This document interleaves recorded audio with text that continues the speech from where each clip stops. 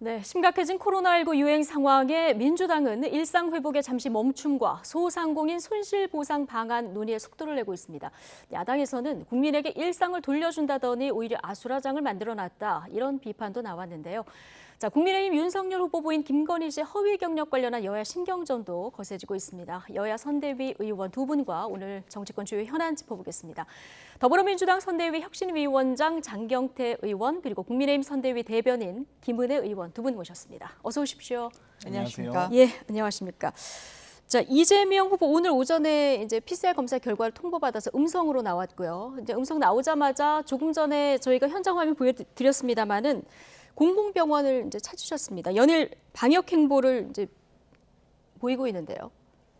여러 가지 지금 델타 변이에 이어서 오미크론 변이 등의 이 확산 속도가 매우 가속화되고 있습니다. 네. 그렇기 때문에 지금 코로나 상황이 심상치 않죠.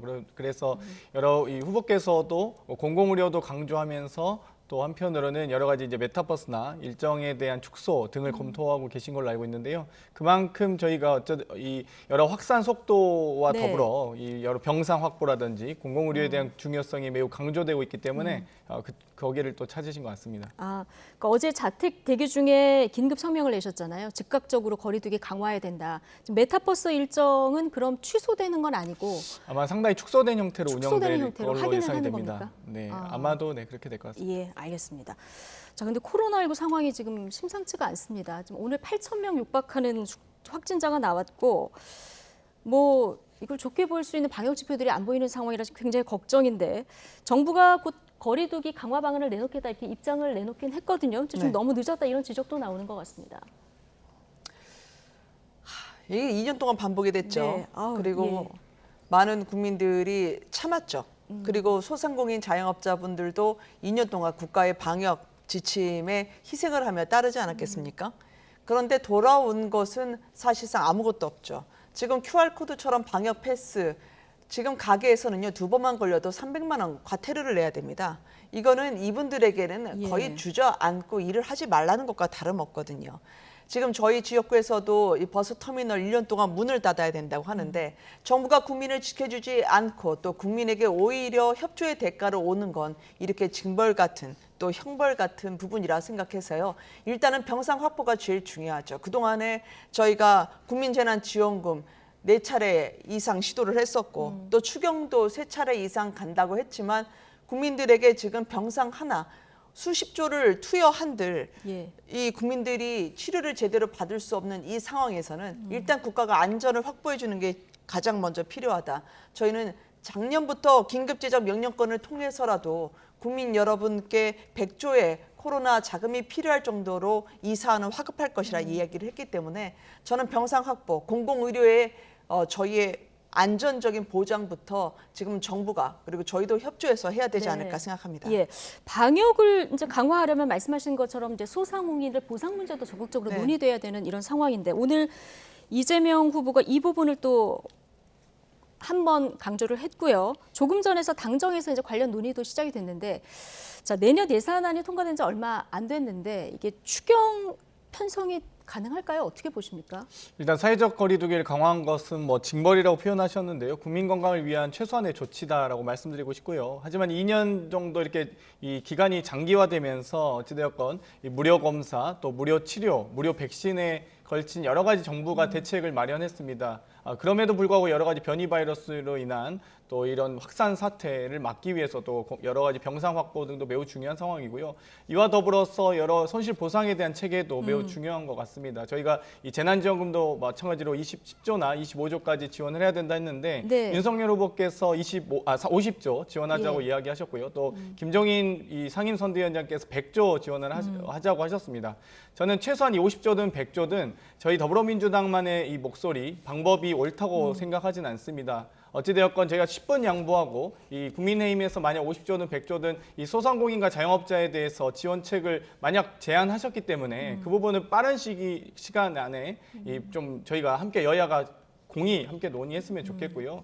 현재 12월 임시국회가 어제부로 열린 상황입니다. 예. 만약에 이제 윤석열 집권 이후에 지원해야 된다고 하면 이 소위 내년 5월 이후에 또다시 예산안을 편성하고 지원까지 최소 지금부터 1년은 기다리셔야 50조든 100조든 지원될 텐데 또다시 소상공인과 자영업자에게 1년을 기다리라고 하는 것보다는 지금 이 12월 임시국회가 열린 이 순간 여야가 정말 소상공인과 자영업자를 위한 손실 보상에 대한 지원 체계를 논의했으면 좋겠습니다. 예.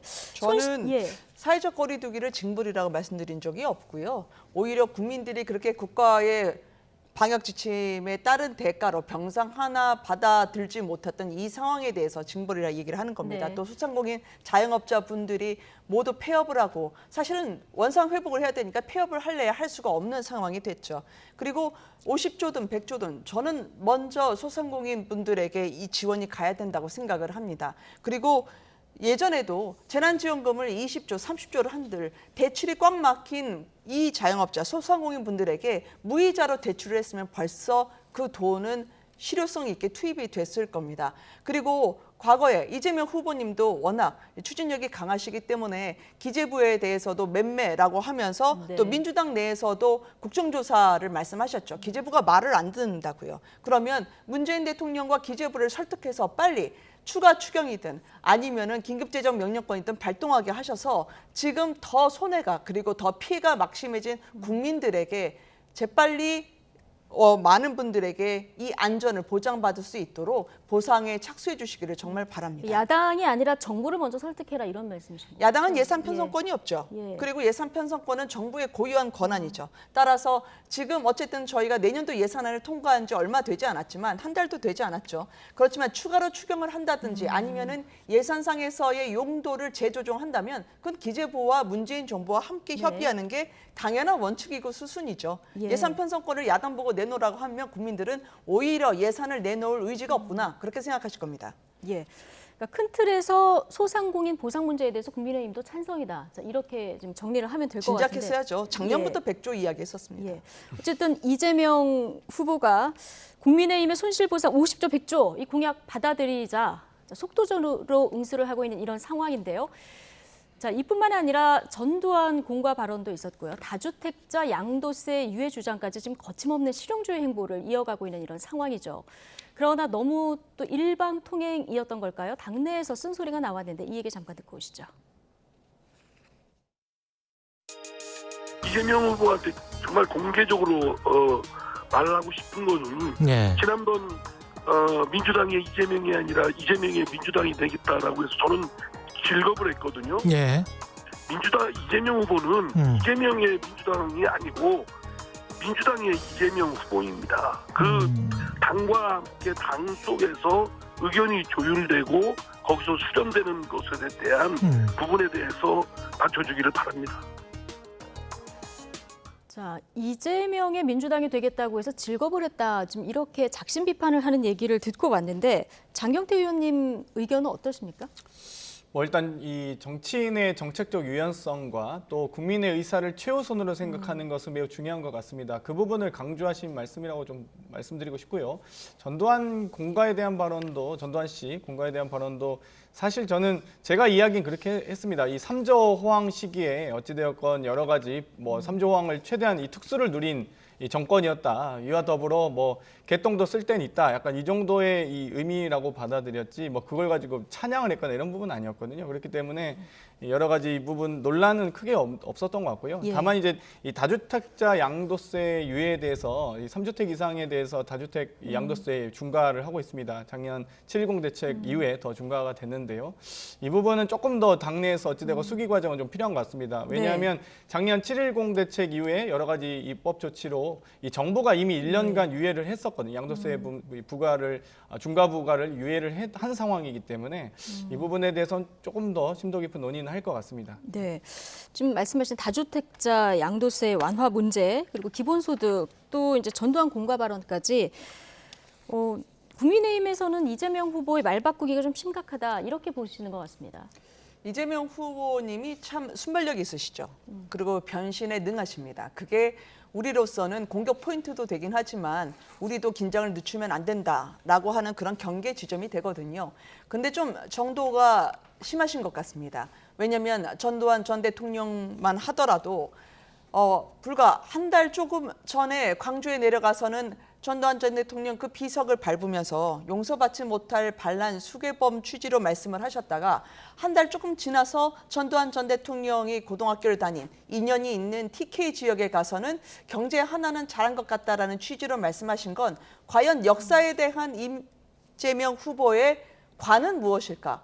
가치관은 무엇일까라고 조금 저희가 네. 갸웃하게 되거든요. 하필이면 그때는 대장동에 있어서 유한기 전 본부장, 그러니까 이재명 후보의 당시 시장 시절의 일명 대장동 별동대라고 하는 데에서 최전선에 섰었고, 그리고 황무성 당시 성남도시개발공사 사장에게 사퇴를 요구했고 결국은 관철했던 그 측근과 다름없는 분이 돌아가신 상황이었거든요. 예. 어쨌든 낙수 효과일지 우연일지 모르겠습니다만 전두환 전 대통령에 대한 불똥이 튄 사이에 대장동이 또다시 슬며시 사라지게 됐는데, 오락가락하는 행보에서 국민들은 혼란스럽다. 결국 나라를 이끌 지도자라고 하는 건 말과 행동의 일관성이 있어야 신뢰가 생기는 법인데 네. 그 신뢰의 실종으로 해서 국민들은 투표를 해야 될지에 대한 망설이게 되고 이게 이재명 후보, 오늘날의 이재명 후보를 만들었던 기본소득 그리고 국토보유세 그리고 원전까지 단 하나도 이재명 후보 다왔던 공약이 뒤집어지지 않은 게 없다고 말할 정도로 그만큼 이재명 후보의 대표성 있는 상품에 대한 전환이 예. 유턴과 그리고 유연은 저는 그 종이 한 장 차이라고 생각을 합니다. 네.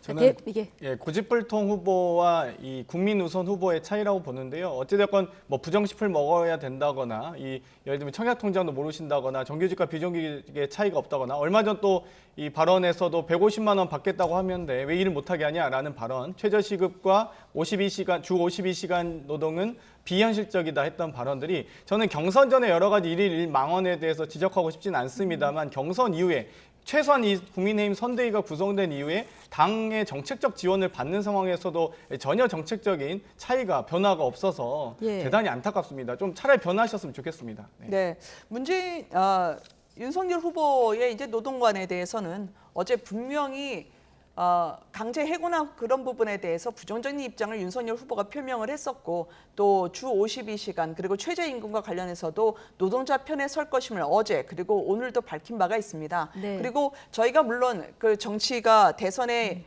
돌입하면 굉장히 가파라지죠. 그렇지만 돌아가신 망자에 대해서 개똥도 쓸모가 있다라는 그런 언급과 관련해서는 네. 서로가 서로에게 존중하는 그런 토론이 이어졌으면 좋겠습니다. 예. 알겠습니다. 자, 지금 이재명 후보가 이제 장경태 의원님 좀 유연하게 대처를 하고 있다 이렇게 얘기를 해주셨는데, 근데 다주택자 양도세 부과 유예 문제 이제 장경태 의원님도 이거는 조금 논의를 한 후에 했으면 좋겠다 앞서 의견을 이제 피력해 주셨는데 오늘 청와대에서도 반대 입장을 냈거든요. 그래서 정뿐만 아니라 지금 당청 갈등도 좀 재개되는 거 아니냐 이런 우려도 나오는데 어떻게 보십니까?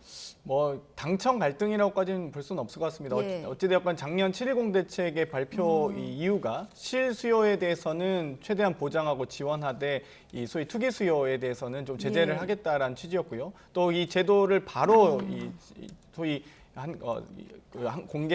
공포한 것이 아니라 예. 1년간의 이 과세 중과 유예 기간을 뒀기 네. 때문에 이 부분에 대해서는 충분한 시간을 줬다라고 판단하고 있는 것 같은데 네. 어찌되건 이 후보께서는 여러 가지 어떤 이 경제적 이 상황에서 고려해서 이 양도세에 대한 부분도 소위 양도세 부분이 이제 출구 전략을 좀 해야 된다. 여러 가지 네. 종부세나 보유세 등이 부과되면서 이 소위 이 다주택자들 중에서도 여러 가지 이 소위 임대 또는 양도하고자 하는, 그러니까 매물을 내놓고자 하는 분들이 계신데요. 그 부분에 대한 이 양도세 중과 배제에 대한 부분 좀 네. 논의할 수 있다라는 논의할 수 있다. 정도의 취지라고 이해하고 있습니다. 예. 네. 근데 다주택자 한시적 양도세 완화 이거는 뭐 국민의힘도 전체적인 틀에서 반대하는 건 아니잖아요. 기본적으로 저희의 예. 입장은 세금으로 부동산 정책을 푸는 것은 역사적으로 성공한 적이 없었다. 네. 따라서 국민들에게는 집 한 채 가지지 못하게 하면서 세금 폭탄을 투하해서 은퇴를 하고 나서도 오히려 세금을 내서 세금을 위해서 대출을 받아야 되는 그런 비극을 이번 정권으로 끝내고 싶다라는 걸 말씀드린 거였고요. 이재명 후보의 다주택자 양도세와 관련해서는 먼저 왜 이렇게 입장이 계속 바뀌는지 저희는 여쭈어 보고 싶죠. 예. 왜냐하면 과거에도 다주택자의 양도세와 관련해서는 이건 거래세가 아니라 재산세다라는 취지로 이재명 후보가 입장을 밝힌 바가 있고, 특히 경기도에서는 다주택자에 대해서는 특히 승진에 있어서 제한을 가했었습니다. 예. 그런 만큼 1주택자가 아니면 죄인 취급을 받았던 그런 흡과 백의 이분법 상에서 어떻게 지금은 갑자기 양도세에 대해서 관대하게 보시는 건지, 문재인 정부에 대해서도 과거에 실거주 목적이 아니면 취득세, 양도세, 보유세 모두 중과하고 대출까지 제한해야 된다라고 말씀하신 분이 이재명 후보였거든요. 근데 이번에는 문재인 대통령의 부동산 정책에 대해서는 진보 정권의 부동산 정책이다라는 말씀으로 차별화를 시도하시더라고요. 결국 이 모든 것은 표의 유불리에 따른 것이 아니냐. 따라서 본인이 진정성 있는 부동산 정책이라면 과거 입장에서 이번 입장까지 왜 계속 움직이는 타겟처럼 공약이 바뀌는지, 입장이 네. 바뀌는지는 그 부분부터 먼저 성명하셔야 된다고 생각합니다. 근데 공무원 승진에 대해서 다주택자 배제는요, 오세훈 시장도 하고 있는 겁니다. 네네. 그래서 경기도가 하고 나서 모든 지방 서울시도 정부가 했죠. 다, 그러니까 저희만 한 게 아니라 국민의힘도 하고 있다는 말씀을 좀 부연해서 맞습니다. 드리겠습니다. 문제는 어떤 이슈에 대해서 자신이 갖고 있는 시각인 것 같아요. 국민이 어쩌다가 1주택자도 못 되게 됐는데 어떤 국민은 선이고 어떤 국민은 악이라는 시각으로 정책을 대입하기 시작하면 국민들의 고통은 그때부터 시작된다는 거죠. 오세훈 시장도 악으로 보시고 있는 거네요. 다주택자에 아닙니다. 대해서. 네. 오세훈 시장은 이렇게 이재명 후보처럼 국토보유세로 해서 땅을 가진 모든 국민에게 세금을 부과해야 된다는 식으로 이중과세를 얘기한 적이 없죠. 국토보유세 부과된 건 아니니까요, 아직. 예, 그렇지만 국토보유세라는 대표 공약을 이재명 후보는 국민이 원하면 하지 않겠다 얘기하셨다가 나중에 또 자신이 유보했던 부분과 관련해서 철회한 건 아니다라 얘기해서 저희로서는 굉장히 감 잡기가 어렵습니다. 네. 그래서 정확한 이재명 후보의 공약을 알고 싶어요. 예, 두 분 토론이 치열하셔서 제가 잠시 가만히 있었습니다. 네, 예, 아까 어쨌든 김건희 씨로 넘어가고 싶어서 가만히 있었습니다. 아, 그러십니까? 예. 자, 그럼 넘어가 보겠습니다. 어쨌든 이 부동산 민심 이번 대선 주요 변수다 네. 보니까 지금 여야 후보 누구 뭐 할 것 없이 굉장히 이 부동산 민심에 구애를 하는 이런 상황인데 말씀하셨으니까 이번 대선에서 다른 대선과 비교해서 특별하게 관심을 모으는 부분이 이제 배우자 리스크입니다. 김건희 씨 허위 경력 의혹과 관련한 여야 신경전도 지금 거세지고 있는데요. 박석원 앵커가 먼저 내용 정리해드립니다. 네, 이번 YTN 취재로 문제가 된 지원서는 지난 2007년 김건희 씨가 수원여자대학교에 제출한 교수 초빙 지원서입니다. 보시는 것처럼 경력란에 2002년부터 한국게임산업협회 기획팀 기획이사로 재직했다고 했지만 시기도 맞지 않고 기획이사라는 직책도 없었던 것으로 확인됐습니다. 수상 경력도 문제가 있었는데요. 보시는 것처럼 2004년 8월 수상했다고 기재된 서울국제만화 애니메이션 페스티벌 대상 경력은 확인 결과 아예 출품작 자체가 없었습니다. 또 YTN 후속 취재 결과 김건희 씨가 한국게임산업협회 기획이사로 있을 당시 함께 재직했다고 주장한 김영만 회장은 김건희 씨를 만난 적도 없고 기억도 없다 이렇게 밝혔습니다. 앞서 김건희 씨는 다른 언론사와의 통화에서 등판 여부를 묻는 질문에 언제 등판하는 게 좋겠느냐며 자신감을 내비쳤습니다. 하지만 다른 취재진이 카메라를 동반해 질문을 하자 보시는 것처럼 동행한 남성이 목을 움켜쥐고 자세를 낮추는 등 극도로 민감한 모습을 보여 논란이 일었습니다. 김건희 씨에 대한 민주당 공세는 거세지고 있는데요. 오늘 아침 정성호 총괄 선거특보단장 발언 듣고 오시죠. 사문서 위조 혐의도 있는 거고 그래갖고 만약 급여를 받았다고 하면 사기의 혐의도 있는 거고 이게 상습적이고 포괄적이 있던 포괄일자라고 얘기하거든요. 전체 범죄 중에서 부분적으로는 이게 시효가 소멸됐지만 전체적으로는 시효가 소멸 안 됐다고도 볼 수 있다고 보고 있습니다. 2015년도까지는 아직 시효가 좀 남아 있습니다. 네, 오늘은 안민석 의원 등이 김건희 씨가 2013년 안양대에 제출한 이력서에도 허위 기재가 있다며 새로운 의혹을 주장했습니다. 이렇게 김건희 씨에 대해 여권 안팎의 파상 공세가 제기되자 야권은 배우자 리스크가 악재로 작용하는 건 아닌지 긴장하면서도 김건희 씨 감싸기에 들어갔습니다. 오늘 아침 김종인 위원장 발언 직접 들어보시죠. 우리가 대통령을 뽑는 거지 무슨 대통령 부인을 뽑는 거 아니잖아요. 그런데 지나칠 정도로다가 뭐 후보의 부인에 대해서 이러고 저러고 난 얘기한다는 거 내 상식으로는 잘 납득이 잘 안 돼. 내가 나름대로 한번 제대로 검토를 해볼게요. 배우자의 검증 어디까지인가? 여야 신경전이 이어지는 가운데 김건희 씨의 본격 등판 시점도 관심을 모으고 있습니다. 네. 자, 선대위 대변인이시니까 김은혜 의원께 먼저 네. 좀 여쭤보겠습니다. 어제 이제 보도된 허위 경력 부분 내용인데 김건희 씨가 과거 기획이사로 근무했다. 자, 이렇게 적은 한국게임산업협회. 김건희 씨는 김영만 회장이었다. YTN과 통화해서 이렇게 언급을 했는데 확인을 해봤더니 일단 시기가 안 맞고 그다음에 김영만 회장 측도 기억이 없다 이런 입장인데 이게 착오일까요? 허위일까요? 지금 어떻게 파악을 하고 계십니까? 일단 하나 좀 여쭤보고 싶은데요. 네. 그 기억이 없다라고 말씀하신 게 김 회장님 본인입니까? 아니면 측근입니다. 예. 측근이요. 예. 그러니까 측근이라고 하신 분은 김 회장님의 입장이라고 얘기해도 되는 건가요? 아니면 김 회장님의 측근을 이거는 직접 취재하신 확인을 걸까요? 더 해봐야 된다 이런 말씀이신 거죠? 예, 한 번 예. 더 정확하게 알고 싶어서요. 네. 왜냐하면 국민 여러분께서 우려하시고 또 국민 여러분께서 걱정하시는 부분을 저희가 너무 잘 알고 있기 때문에 이런 사안에 대해서는 저희가 겸허하게 접근을 예. 하고 또 국민 여러분께 사실관계에 대해서 정확하게 설명드리는 게 도의라고 설명을 하고요.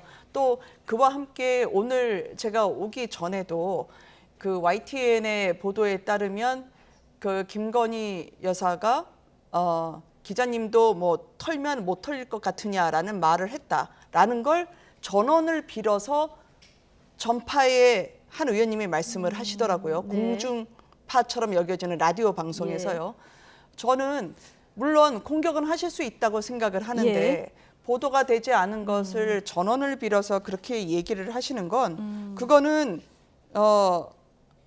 다시 저희가 그래도 조롱은 하지 말자. 예. 여성 비하는 하지 말자라고 이야기를 드리고 싶습니다. 그래서 이 부분에 대해서 어제도 그 김건희 씨가 어느 한 매체에 의해서 촬영이 되는 순간에 얼굴을 가렸더라고요. 네. 물론 그 순간이 조금 더 자연스럽고 당당하게 이야기할 수 있는 상황이었으면 네. 좋았겠지만 그 당시에 어떻게 맥락이 이어지지 못한 상황에서 예. 제가 민주당의 반응을 봤더니 예. 이게 체포 연행되는 모습 같다. 예. 그리고 마치 범죄자 인증 혹은 범죄자처럼 도망가는 모습이라고 해서 아무리 선거가 급박하고 예. 상대 후보에 대해서 공격을 하고 싶다 하더라도 네. 부인 아닙니까?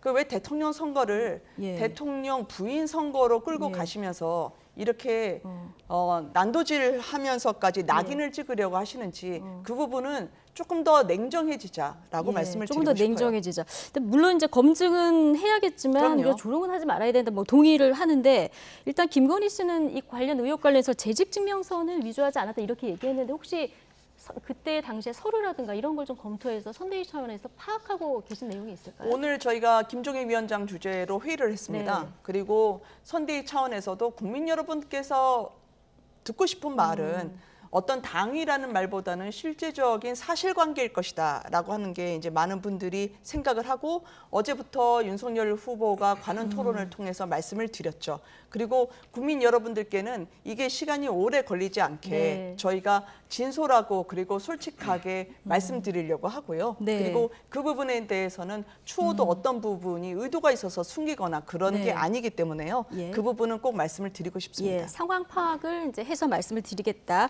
국민들께 알려드리겠다 이렇게 얘기를 해주셨는데 윤석열 후보 오늘 이게 뭐 채용 비리는 아니다, 현실을 잘 보시라 이렇게 이제 반박을 하기도 했는데요. 자, 이 의혹 어떻게 보고 계십니까? 아니 아들의 병역 비리가 있어도 대통령 후보가 책임을 져야 되는데 부인의 학력, 경력, 근무 이력까지 이제 위조하는 상황이 드러나고 있는데요. 또 심지어 취재를 원했던 기자분께서 자신의 신분을 밝히면서 취재 요청을 응했는데 저는 깜짝 놀랐습니다. 이 어떤 남성분이 정말 목덜미를 잡고 이렇게 들어가는 모습을 보면서 저도 여성인 친구한테도 그렇게 못할 것 같은데 그런 모습을 보고 경악했고요. 이 대통령의 부인은 만약 대통령 당선 시에는 청와대 제2부속실 행정관들의 지원을 받습니다. 심지어 청와대에서 거주하시게 되고요. 그런 분이 검증의 대상이 아니라는 말은 좀 어불성설인 것 같고요. 예. 여러 가지 의혹들이 많이 나와 있습니다. 예를 들면 한림대 재직 허위 기재부터 여러 가지 초중고등학교 예를 들면 지금 대도초등학교 근무하셨다고 쓰셨는데 근무한 이력 없으시고요. 광남중학교 근무하셨다고 했는데 근무한 이력 없으십니다. 여러 가지 지금 고등학교라고 했는데 고등학교는 아니었고요. 미술교사, 정교사인 척했지만 정교사가 아니었습니다. 이 학교 서울대학교 석사학위 부분도 사실상 허위 기재로 밝혀지고 있고요. 수원여대 교수 지원서도 허위 경력을 기재하는 것으로 보입니다. 심지어 미설립된 협회에 이 근무했다는 경력 허위 기재가 있는데 이 부분은 2002년부터 2005년까지 3년간 근무했다고 썼지만 2004년 6월에 설립된 협회 아니겠습니까? 심지어 이 부분이 자기 자신이 어떤 허위로 작성한 경력증명서가 아니라 재직증명서입니다. 그러면 그 협회의 직인이 있을 텐데요. 이 부분도 서류도 공개하셨으면 좋겠고요. 또 이 서울 국제만화 애니메이션 페스티벌 대상 수상하셨다고 했는데 이 출품작 자체가 없으셨습니다. 대한민국 애니메이션 대상 특별상 수상하셨다고 했는데 이 본인이 속한 회사가 받긴 했지만 이 소위 그 회사에 취업하기 전에 이미 이 제품 출품된 작품이기 때문에 사실상 기여한 바가 없습니다. 이런 이 허위 경력, 사실 경력, 학력, 지금 근무 이력 모두 다 허위로 나타나고 있고요. 실제 설립되지도 않은 협회에서 근무했다고 쓰신 것 자체가 이해가 안 갑니다. 근데 예. 그 부분을 기억이 없다? 저는 아무튼 이 부분은 제대로 좀 말씀하셨으면 좋겠고요. 이번에 이 윤석열 후보께서 강원도 일정을 가시면서 강릉에서 불미스러운 일이 있지 않았습니까? 이 새벽 1시에 112가 정말 2번이나 출동했던, 그리고 뭐 몇 분이 계셨는지 모르겠는데 아마 김은혜 의원님께서도 계셨던 걸로 제가 듣고 네, 있는데요. 맞아요. 그 부분에 네. 대해서도 여러 가지 이 마치 경찰이나 이 해명 과정에서 권성동 의원님이 성희롱 발언들이 있었다고 추정이 되는데 그 부분에 대해서도 지금 뭐 감감무소식이라서 좀 명확하게 선대위 차원에서 얘기해 주셨으면 좋겠습니다. 자, 장 이 의원님께 좀 부분이 여쭤보고 언급됐습니까? 싶었는데 성희롱 발언을 들으셨습니까? 저는 듣지 못했는데요. 112 신고 그래서 네. 그 해당 신고 내용을 좀 같이 공유했으면 좋겠습니다. 신고 내용으로 인해서 그것이 납득할 만한 신고여서 경찰의 수사가 시작이 됐나요? 그렇지 않았죠. 경찰이 그냥 돌아간 걸로 알고 출동한 있습니다. 경찰이 2번 신고 받으셨었잖아요. 아니, 그래서 그러니까 신고는 신고를 하면 신고를 받을 수 있지만 어떤 이유로 신고를 했는지 또 그 신고가 경찰이 수사할 만한 단계가 돼가지고 그게 이루어진 건지 그거는 그분들에게 고지를 하고 경찰은 그냥 돌아가시고 끝났다는 거 아니에요? 김은혜 의원님께서 이 동석하셨던 그 자리에 윤석열 후보와 이준석 당대표가 있었고 새벽 1시에 바로- 경찰이 2번에 걸쳐서 출동한 사실은 인정하시는 거죠? 바로 그게 열린공감 TV에서 마치 조작된 듯한 그런 컴퓨터 그래픽 화면을 한 거죠. 저희도 제가 제보는 그 당시에 윤석열 후보, 이준석 대표, 저 권성동 사무총장 네 분이 한 자리 섰던 적이 없습니다. 네. 왜? 방역 조치를 따라야 되니까요. 세 곳에 나눠서 계셨던 것도 알고 있습니다. 예, 그러니까 그게 같이 있는 것처럼 그렇게 기자들도 애매모호하게 계셨던 말씀하시면 안 말고 된다는 네. 거죠. 그리고 권성동 총재님 본인이 얘기했잖아요. 본인의 설명으로 그분들이 지인과 함께 알고 있는 것 같다라고 해서 사진까지 찍었던 관계였고 그 뒤에도 아무 말 없이 잘 헤어졌다고 하는데 왜 갑자기 그런 게 이루어졌는지 모르겠다면서 법적 조치까지 시사한 마당에 이거를 정확하게 눈으로 보고 체득하지 않은 정보가 미루어 짐작컨대 이루어졌을 거라고 하는 건 지금 김건희 여사와 함께 이루어지는 이 카더라로 외모를 평가하고 그리고 그 카더라로 김건희 여사가 마치 범죄인 것처럼 낙인 찍는 그런 식의 부작용으로 이루어지고 있으니까 이런 식까지는 가지 마자. 여기까지는 제가 그렇게 하지 김건희 씨의 말자라는 외모나 겁니다. 이 뭐 아니, 관련된 장현님 하신 건 여성으로서도 한 건 없죠. 아닙니다. 저희 예. 장현님은 명확하게 그런 말씀하신 적 학력과 없지만 이력에 대해서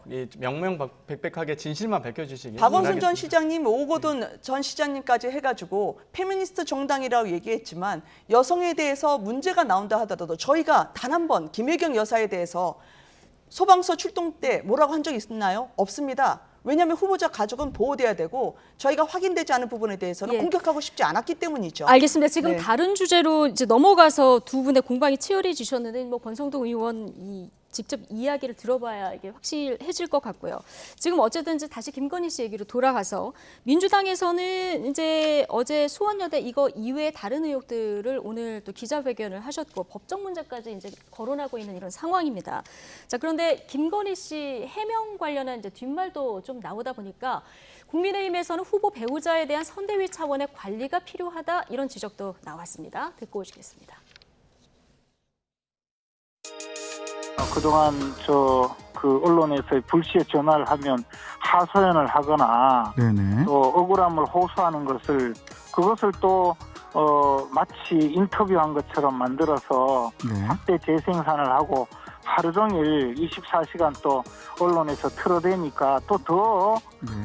그 개인적으로는 감정 관리가 안 되는 것 아닌가 하는 아쉬움이 있습니다. 그래서 이제는 후보자의 배우자의 언론 관리가 필요한 시점이 아닌가라는 생각이 들고요. 예.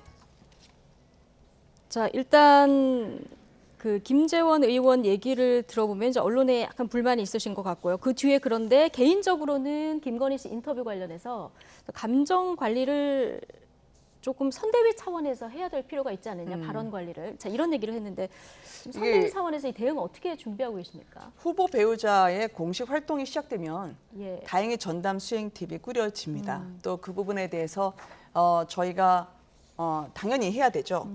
이제 10년을 정치인의 아내로 사셨던 분이 있고 네. 또 8년을 본인의 사업을 하면서 또 전시, 예술을 담당하는 전문가로 살아오셨던 분이 구사하는 언어라는 게 차이가 있을 수 있죠.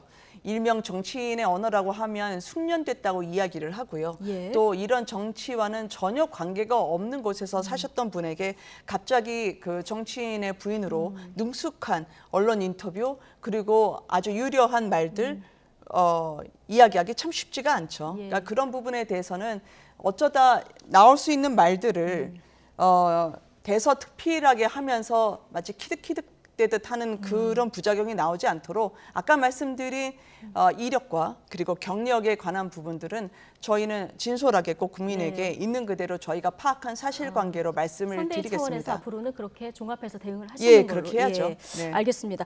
자, 이 배우자 얘기만 좀 해봤는데 배우자 포함해서 후보 또 관련자 사생활 발언 다 포함해서 자, 누가 문제가 더 많다고 생각하느냐 이런 여론조사 결과가 있더라고요. 이걸 봤더니 이재명 후보, 윤석열 후보가 다 포함한 비슷비슷하게 나왔거든요. 이 여론조사 결과는 어떻게 보십니까? 뭐 일단 여러 가지 지금 네거티브 선거가 분명히 있는 거는 뭐 이 부인할 필요는 없는 것 같고요. 다만 이 어찌되었건 혹독한 검증 과정이 있어야 된다고 봅니다. 이 뭐 윤석열 후보도 마찬가지고 저희 이재명 후보도 마찬가지인데요. 다만 이재명 후보는 여러 가지 이미 행정법원의 재판부터 시작해서 또 선거법 재판까지 2018년 이미 경기도지사 당선 이후부터 계속 재판을 받아왔습니다. 그리고 여러 검찰 수사를 통해서 상당 부분 진실이 좀 해소되거나 해명이 됐다고 보고요. 다만 그에 반해서 지금 윤석열 후보는 지금 본인 것만 네 건 있지 않습니까? 그리고 부인의 건도 지금 계속 추가로 밝혀지고 있고 아마 제가 아는 선에서는 아마 더 밝혀질 것으로 더 많은 의혹들이 밝혀질 것으로 보입니다. 그렇기 때문에 그 부분은 차차 더 검증의 칼날이 타인에게 공정할 것이 아니라 자기 자신에게도 공정했으면 좋겠습니다. 이게 선거가 거듭되면 네거티브가 심해질 수밖에 없고 난타전이 있죠. 그런 여론조사도 사실은 누가 더 시끄러웠을까에 영향을 받을 수밖에 없는데 저는 이재명 후보님의 그동안의 성과, 실질적인 그런 정책을 이끌었던 그런 진정성을 믿고 싶습니다. 다만 이제 정과의 부분에서는 검사를 사칭했던 정과의 내번은 지워질 수가 없죠. 저희는 일꾼과 말꾼의 선거가 될 거라고 생각합니다. 알겠습니다. 자, 두 분 나오시면 늘 시간이 좀 부족합니다. 여기까지 듣겠습니다. 더불어민주당 선대위 혁신위원장 장경태 의원 그리고 국민의힘 선대위 대변인 김은혜 의원 두 분과 함께했습니다. 고맙습니다.